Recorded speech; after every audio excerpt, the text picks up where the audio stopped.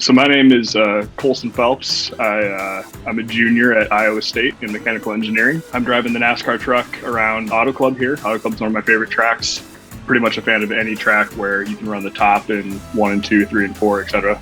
on longer stints, especially in like NASCAR iRacing series and stuff like that. I was able this season to pick off a few spots at the end because I saved my tires and ran the top, and there's not a lot of tracks you can do that, but tracks like Auto Club and Kansas and tracks like that are some of my favorites because you can rip the lip around the top and really change it up, have a fun time.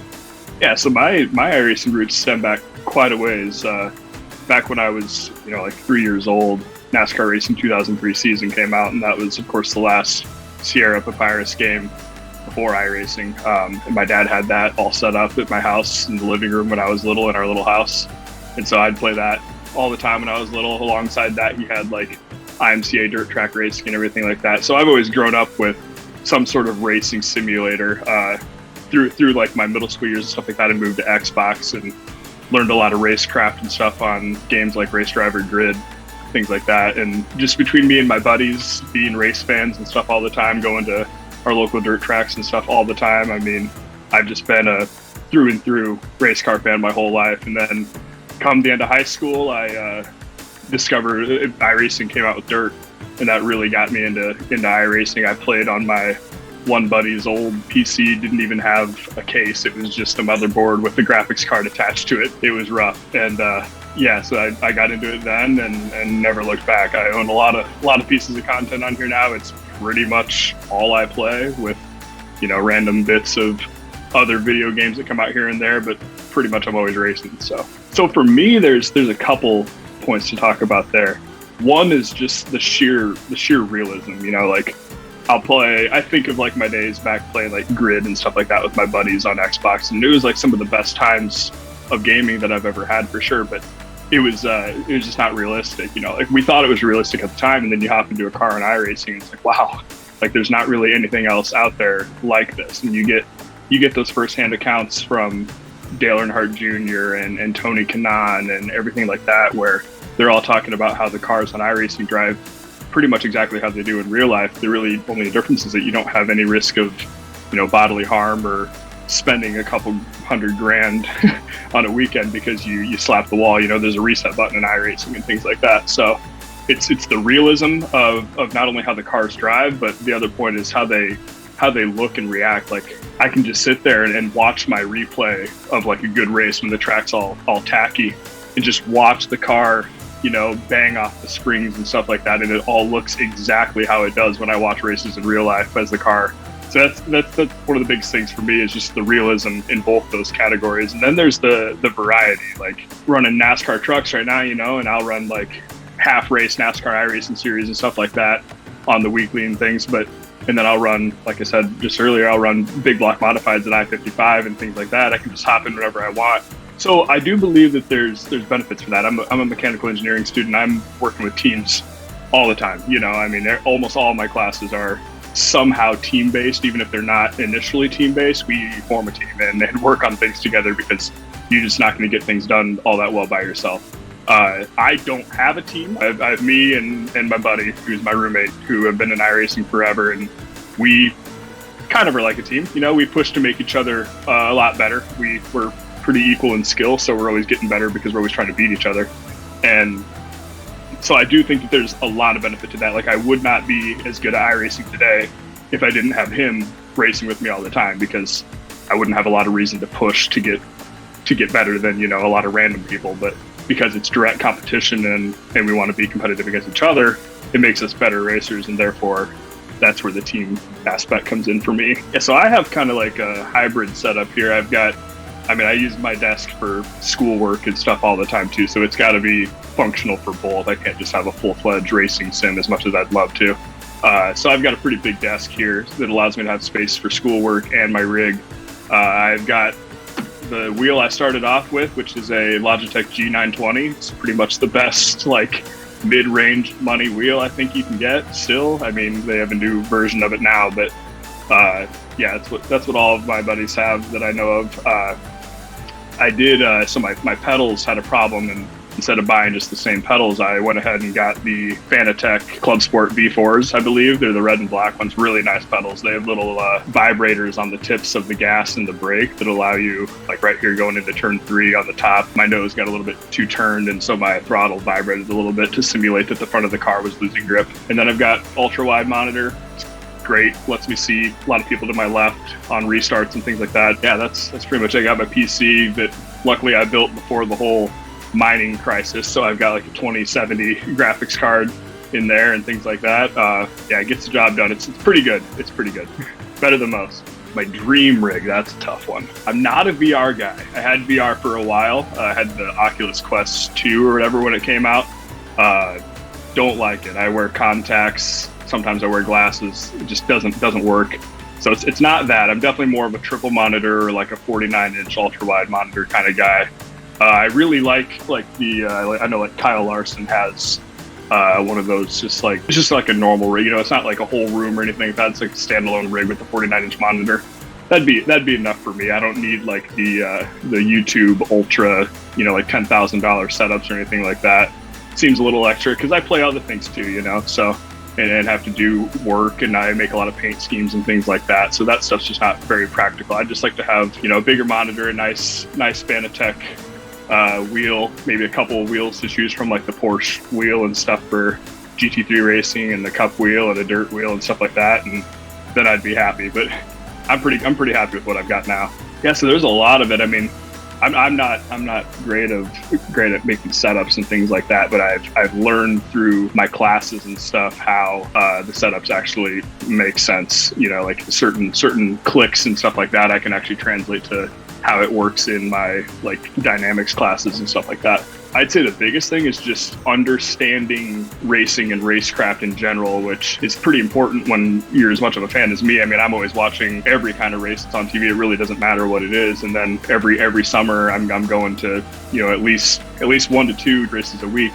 And so iRacing allows you to learn like what the drivers are actually experiencing. And I can see, my buddy and I can sit there at a track and watch people set up a move for 5 laps. And most people watching the race are like, oh, it's crazy. He just threw a crazy slide job, into the corner. And it's like, well, we knew that's been coming for quite a while, things like that. So you learn so much about racecraft and of course how to drive a race car. That's probably one of the biggest things. I told my buddies a couple months ago here in Iowa in the winter, we get a lot of ice and things like that.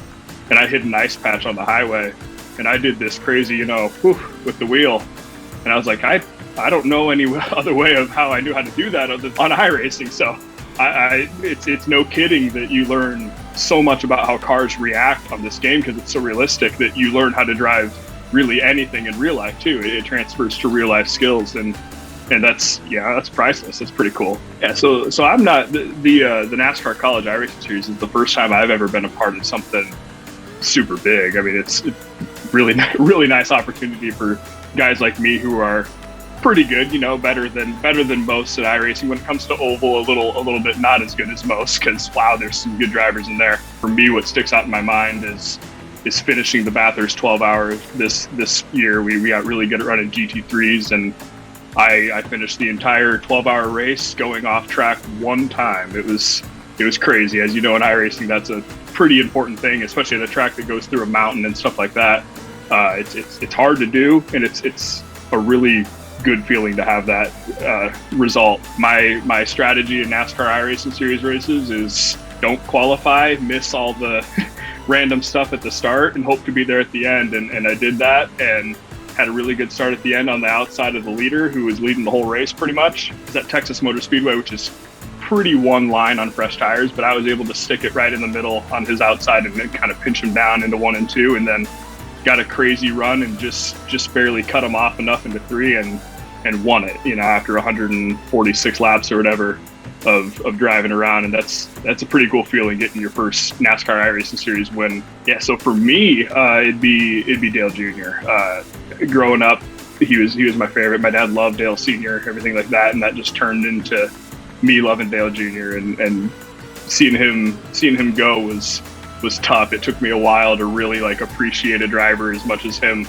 And I still don't appreciate anybody quite as much as him. It's hard to replace your childhood favorite driver. I actually, when near when I first got the sim, was running an official 305 sprint car race at Eldora, and he was in it. It was pretty cool. He was like the #1 I rating in there, just decided to join one day, I guess. And that was back when I was on that old PC before I had my own PC, before I could afford anything, and it crashed. I wasn't able to get back into it. So I saw Dale Jr. in a race. Never got to race with him, but it's awesome what he does for iRacing. It's a really good fit to have him, just pushing the e-sport forward and everything like that.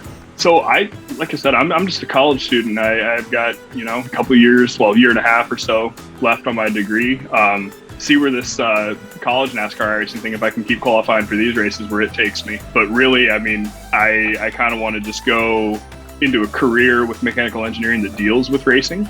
And then iRacing will kind of always be there. And maybe, there'll be an opportunity somewhere with iRacing or something like that. It's more of a computer-based job. But yeah, if we can win some real-life money and stuff like that, that'd be pretty cool. But I just love iRacing enough that I don't really have any must-have goals or anything like that. I just love being able to get on here and race and stuff whenever I want. And so, yeah, wherever the college series takes me and things like that is fine with me. And more so focused on my career and stuff like that in real life, and kind of always having iRacing with me as an option, something to do.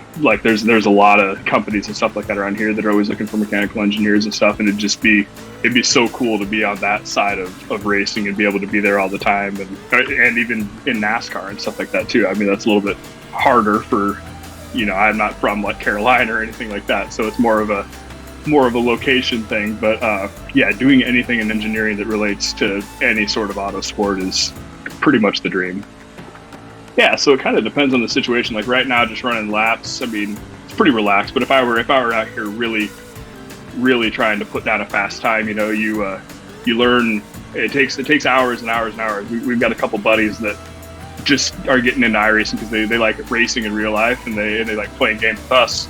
And they're learning real fast that it's not like playing Call of Duty. It's not like you can just hop on and be kind of good just from what and things like that. You have to devote hours and hours and hours of it.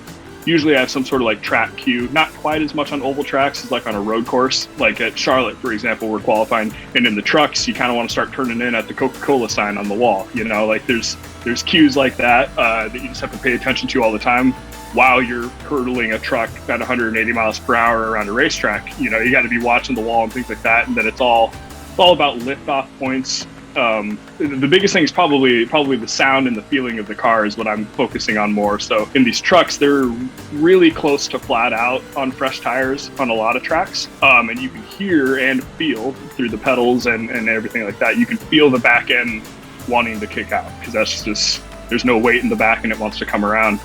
And so for me, when it comes to qualifying and stuff, I'm always focusing on keeping my truck straight and keeping the throttle input and stuff perfect. You have to quickly learn and adapt and go off of what the car's doing. Just like in real life, you have to feel where the car is trying to take you and adjust to it all the time. So it's a lot of stuff that's really, really hard to put into words as I'm learning, trying to teach my buddies how to drive.